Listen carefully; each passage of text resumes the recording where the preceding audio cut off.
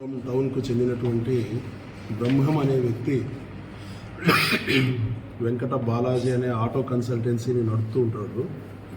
ఈయన గత డిసెంబర్ నెలలో 2025 సంవత్సరం డిసెంబర్ నెలలో ఒక హోండా షైన్ బైక్ను ఆయన ఆరెంజ్ ఫైనాన్స్ ద్వారా తీసుకున్నటువంటి హోండా షైన్ బైక్ను బీహార్కు చెందినటువంటి దిలీప్ అనే వ్యక్తికి అన్ని డాక్యుమెంట్స్తో సహా కరెక్ట్గా విక్రయ పత్రం రాసుకొని అన్ని డాక్యుమెంట్స్తో సహా ఆయన దిలీప్ అనే బీహార్ అనేది చెందినటువంటి వ్యక్తికి అమ్మడం జరిగింది.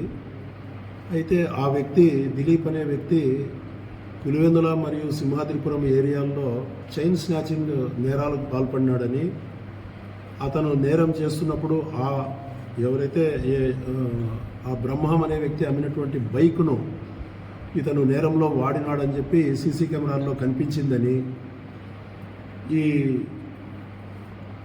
సింహాద్రిపురం ఎస్ఐ గారు, తర్వాత పులివెందుల రూరల్ సిఐ గారు ఆ బ్రహ్మం అనే వ్యక్తిని పిలిపించి, నువ్వు బీహార్కు చెందినటువంటి ఆ వ్యక్తికి అమ్మినటువంటి బైకు సీసీ కెమెరాల్లో వచ్చింది కాబట్టి నువ్వు ఈ నేరంలో నీకు భాగం ఉందని అతన్ని బలవంతంగా బెదిరించి ఎవరైతే నిజమైన ముద్దాయి ఉన్నాడో బీహార్కు చెందినటువంటి దిలీప్ అనే వ్యక్తిని అరెస్ట్ చేయకుండా ఆ వ్యక్తిని తీసుకొచ్చి ఆ వ్యక్తి దగ్గర డబ్బులను ఆ బంగారును కానీ అతను దొంగతనం చేసినటువంటి వస్తువులను కానీ రికవరీ చేయకుండా అమాయకుడైనటువంటి ఈ వ్యక్తిని, బ్రహ్మం అనేటటువంటి వ్యక్తిని, నువ్వు ఆ వ్యక్తికి అమ్మినటువంటి బైకు ఈ కేసులో ఇన్వాల్వ్ అయి ఉంది కాబట్టి నిన్ను రిమాండ్కు పంపించాల్సి వస్తుంది, మేము అడిగినంత డబ్బు ఇవ్వకపోతే అని మొట్టమొదటగా ఆ వ్యక్తిని భయభ్రాంతులకు గురి చేసి 7 లక్షలు డిమాండ్ చేయడం జరిగింది. అంత అమౌంట్ చెల్లించలేని నిస్సహాయ స్థితిలో ఆయన సిఐ గారిని ఎస్ఐ గారిని ఇద్దరిని ప్రాధేయపడినప్పుడు క్రమంగా ఆ అమౌంట్ను 2 లక్షలకు తగ్గించి గత 3 రోజుల కిందట ఎస్ఐ గారు మొదటగా 50,000 తీసుకోవడం జరిగింది. తర్వాత మిగతా 1,50,000 కూడా ఈరోజు తీసుకొని రమ్మని వాళ్ళు ఆదేశించడంతో సిఐ గారి ఉత్తర్వుల మేరకు ఎస్ఐ గారు ఆదేశించడం జరిగింది.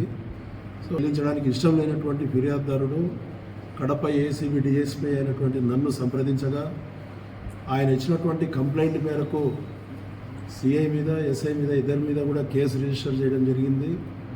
ఎస్ఐ ఆదేశాల మేరకు ఈరోజు లంచం డబ్బులను తీసుకొచ్చినటువంటి ఫిర్యాదుదారుడు ఎస్ఐ గారికి లంచము ఇస్తున్నప్పుడు రెడ్ హ్యాండెడ్గా ఎస్ఐని అరెస్ట్ చేయడం ఎస్ఐని స్వాధీనంలోకి తీసుకోవడం జరిగింది. అదేవిధంగా సిఐ గారిని కూడా స్వాధీనంలోకి తీసుకోవడం జరిగింది.